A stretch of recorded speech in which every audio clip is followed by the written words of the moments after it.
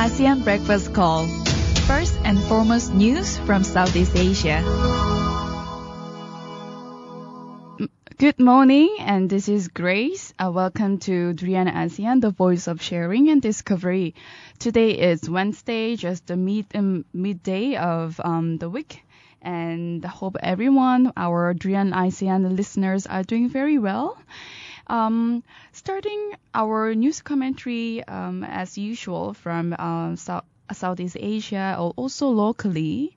I don't have a very positive news here right now. It's regarding a drug called marijuana. Apparently, marijuana dealers based in several colleges and in universities are taking the term higher education to a whole new level, meaning they have created a peer-to-peer distribution system that is making a substance shockingly accessible to students. Marijuana has been dealt worldwide for decades, and there are some misunderstanding and also misconception when it comes to marijuana. First one is marijuana is good for you. After all, it is being legalized in certain parts of the world. Actually, the fact is the places that legalize marijuana only do it for medical purposes, not recreation purposes, of course. And there's no denying marijuana's medical properties, especially in treating those suffering from severe debilitating pain. It also helps increase appetite, useful for cancer patients and those suffering from depression, and prevents seizures during people with epilepsy. But even then, marijuana use for medical purposes is closely regulated overseas to avoid abuse. Only certain doctors are allowed to prescribe it. So society should not condone the recreational use for sure. And in Malaysia, we use methadone and synthetic substitute for heroin. And even then, it is very closely regulated. And there's another fact before we continue the news. The myth about marijuana is there are no long-term side effects to marijuana use. But of course there are, because it's a drug after all. In fact, there are short-term effects as well. The chemical called the THC, it's called tetrahydrocannabinol. A psychoactive ingredient in marijuana suppresses the immune system, making users more prone to illness like fever and cold. So people will have high chances of getting sick because the immune system will be decreased because of consumption of marijuana. In men particularly, it also decreases libido, affecting your life and or sexual life, and it also causes depression eventually. You get the initial euphoria, but in the end, marijuana is the downer, so it will cause negative mood changes. And also in the long run or long term, you're looking at some serious problem here. And also, new research shows that the regular users, perhaps like 2 or 3 times a week, will experience paranoia and personality changes after around 5 years. And also after a decade, you are looking at the full-out psychosis. The very structure of your brain will change, and you will experience schizophrenia-like symptoms. And on the surface, it won't seem like something that warrants treatment. Nobody will see it, but you won't feel like you need treatment either. But in your mind, you will be paranoid even of your loved ones. It's a pity because someone who's bubbly and happy can just become withdrawn, which will affect his or her personal relationship. So marijuana is actually a very dangerous drug. But then in Malaysia, it looks like it's easily purchasable. And then one of the news agency has discovered this when the reporters from RH section post as students at several campuses in the Klang Valley. So there is a student, a 20-year-old student who is a marijuana dealer. He said, I get my stock from supplier outside of my campus, and I basically help others buy from them. That's what he said, and also business degree student who supplies marijuana to colleges and universities around the Klang Valley at a starting price of around 50 ringgit. And also another student who said he regularly smoked marijuana in his university's car park claimed most major colleges and universities in Malaysia had at least one such dealer. He said even if we get some weed from dealers in campus, they won't know where we get it from. It's a thing among us users not to ask. Not only in the Klang Valley, but then going a bit further away from the area, in Penang, the situation is more or less the same. The state estate agent who just found about these deals in Penang, she also said that the marijuana there was fresher as it was closer to Thailand. It is very common for dealers in Penang to have direct contact with the suppliers in Thailand. So the access is much easier and it's more convenient for dealers to receive this marijuana or drug or any kinds of drug from Thailand directly. And also a Perdana University Graduate School of Medicine Associate Professor Dr. Andrew Mohanraj said he had seen a shocking increase in young patients seeking treatment for marijuana-related issues. The focus on the legalization of marijuana in the United States seems to have given young people the impression that marijuana is harmless, but of course it's not. Like I mentioned before, there are still a lot of myths about the marijuana, but then the education is very important here, how student has to be aware of how dangerous it is and how it can be turned your life into. And they bring it on a small fishing boat, the marijuana, and through the remote mangrove forest. So tracking them down is very difficult.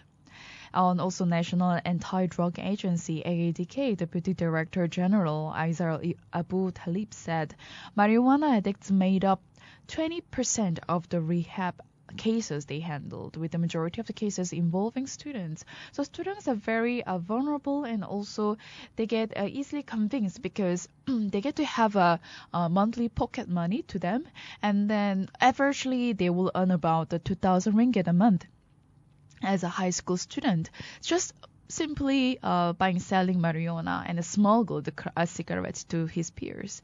So there are a few cases and few interviews. They are already shared online.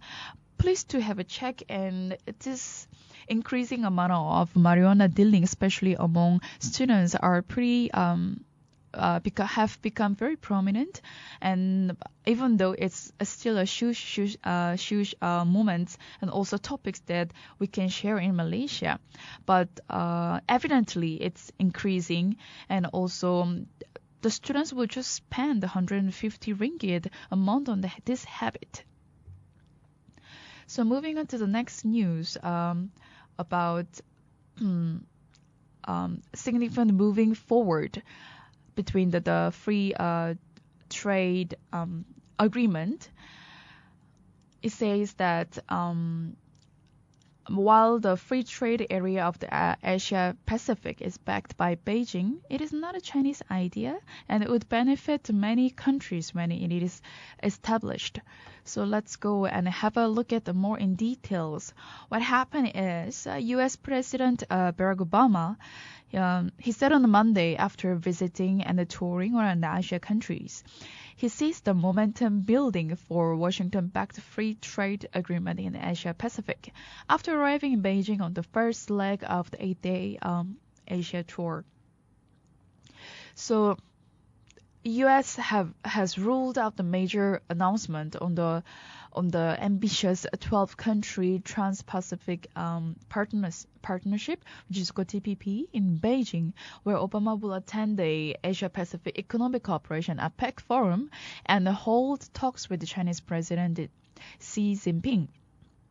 However, Business leaders attending this APEC forum have been looking for signs of progress on TPP, especially as China is pushing for a separate trade liberalization a framework called the Free Trade Area of Asia Pacific. It's called PTAAP. So it's another form of trade agreement that was created from China, but now it says that it is not actually a Chinese idea. So this Obama said the TPP in a deadlock largely due to disagreement between the United States and Japan over how widely Japan will open its doors to farm exports, and then it had the potential to be a historic achievement. And also not to forget that during the past few weeks, the U.S. team have made a good progress in resolving several outstanding issues regarding a potential agreement. And they are not seeing in momentum building around the Trans-Pacific Partnership that can spur greater economic growth for sure. And also this agreement will spur greater jobs growth, as well as set high standards for trade and investment throughout the Asia Pacific. But this significant move that was already built between this Asia Pacific region. It was a good agenda. We talked about the PFAP and we have agreed to launch this study on the issues related to which is a very, very significant move forward. And although on the Beijing backed FTAP, Mr. Lee said it's not just beneficial to China, but also to other countries when it is established. It will become one of the largest free trade areas in the world. And some also see this proposal as a way to divert attention from the more comprehensive U.S.-backed Trans-Pacific Partnership plan being negotiated by 12 countries, which was just a few days ago by having President Barack Obama. And like it is mentioned before, this FTAP is not a Chinese idea. It is an idea which was there from the beginning. It was the region we created back in 1989. But it was a long-term ideal, and of course, this kind of free treatment cannot be achieved in one jump or overnight. And at the same time, it extends its influence and soft power. Of course, it is very evident to see how China is growing really rapidly, and they will continue to grow with difficulties and ups and downs for sure. But as long as they make progress on the reforms, and they have this potential and absolutely serious about working at them, and them meaning a free trade agreement. And also after China, Mr. Lee will be heading to Myanmar, where he attended another 25th Association Southeast Asian Nations Summit related to summit. So this free trade area of Asia Pacific is backed by Beijing, which is not purely a Chinese idea, but it will definitely benefit and bring more positive impact on many other countries when it's established.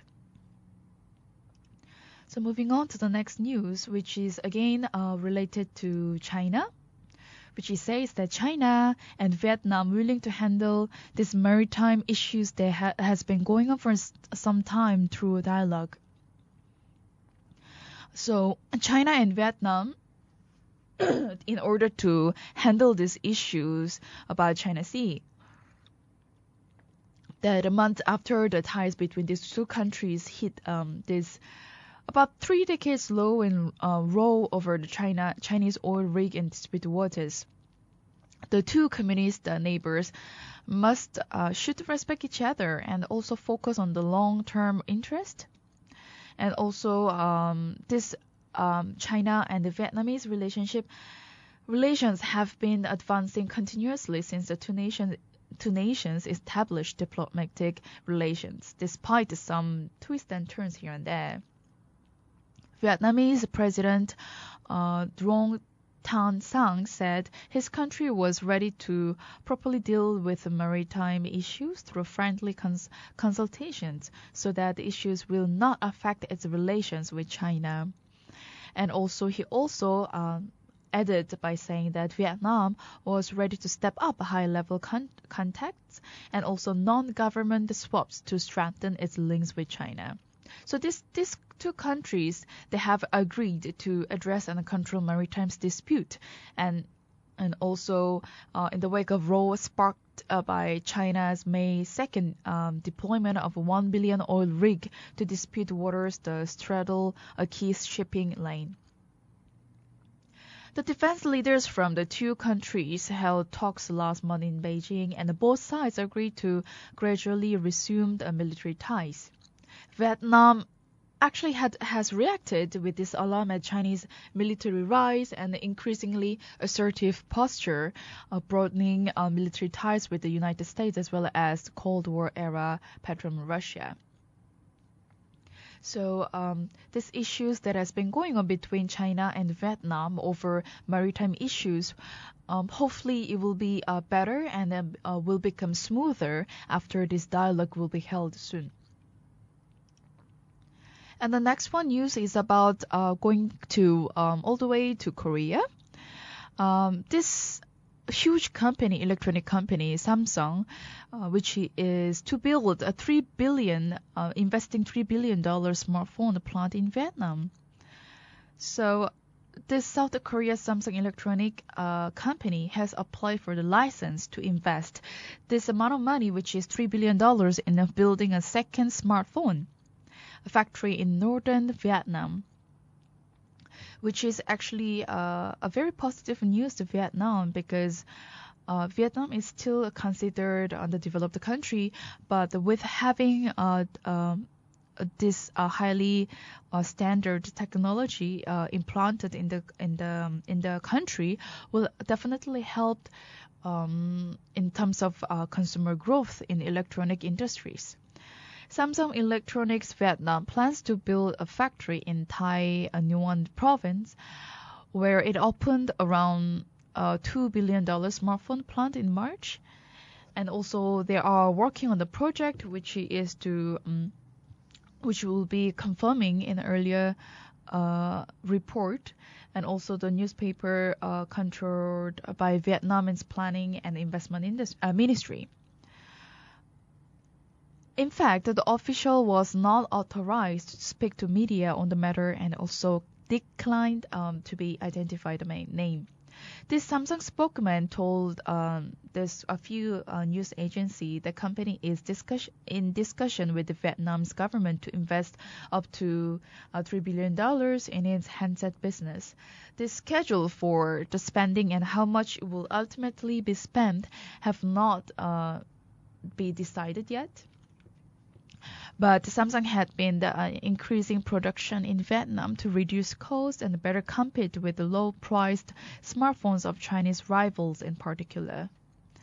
And there is a subsidiary of the electronics giant Samsung Display Co. Ltd. said in July it received the regulatory approval to build a $1 billion display module assembly plant in that country.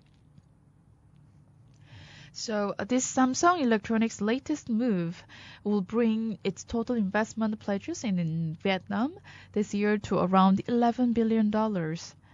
And also mobile phone and accessories became Vietnam's biggest cash earner last year. So more and more people are purchasing this mobile phones when it comes to especially a smartphone or Android phones because it's for their convenient and also better lifestyle and a connection where this has been built with investment of $2 billion and generate $1.9 billion in export revenue in its first 4 months of operation.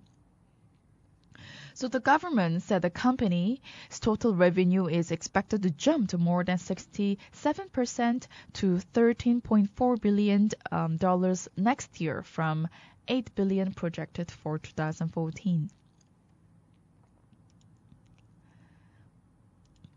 So this is actually very good news, not only to Vietnam, but also to the people in Vietnam who are really looking forward to build a relationship with the local industry as well as the foreign industries such as Samsung and any other electronic companies around that region. So and also another fact to add on to this news is to and then like I said, the government in the statement earlier said the company total revenue is expected to that, and this is just the prediction, but the more and more will come to invest on this Vietnam and when it comes to electronic industry. So definitely it's a very good news, and hopefully we can see more potential in the Vietnam because throughout the Southeast Asia, ASEAN region, apparently Myanmar has showed a great potential in terms of getting and receiving investment from other countries. And the automobile was one of them, and now electronic industry is stepping into these few countries. So definitely this will help to boost up the economic growth in those underdeveloped countries as well. And also the other countries should not ignore the potential to see what they can invest on, and also to be able to build a relationship. And in fact, with the free trade agreement is still going on, and it's still in the progress of signing the papers. This will definitely build another step and a step forward to around the Asian regions. So this is for the news commentary session today. Don't forget to download our TuneIn app and find us at Durian ASEAN. And we also have other social media channels such as Facebook and YouTube to find us. And we're always welcome to receive any feedbacks from our listeners. And if there's any other news commentary that you would like to feature in our Durian ASEAN, please do let us know. And this was Grace, and I'll be back with another session called Blast from Grassroots. Thank you.